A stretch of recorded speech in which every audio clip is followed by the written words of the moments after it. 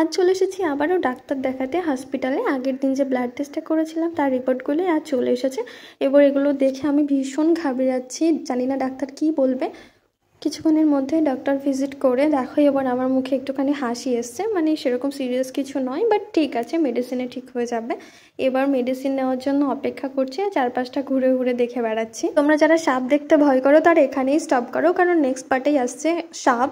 আমি আজকে সাপ দেখে ফেলেছি, তবে সবাই বলছিল এটা নাকি বিষ নেই সাপটার, তবুও আমার কেমন ভয় লাগছিল, তাই দূরে গিয়ে একটুখানি বসলাম। এর মধ্যেই আমাদের মেডিসিন নেওয়া হয়ে গেছে, এবার বেরিয়ে একটু খাওয়া দাওয়া করে নেবো। আমি যেহেতু মাছে ভাতে বাঙালি, তাই সাউথ ইন্ডিয়ান ফুডগুলো আমার খুব একটা ভালো লাগলো না, তাই ভাবলাম একটু অন্য কিছু খাওয়া যাক মুখে স্বাদ ফেরানোর জন্য।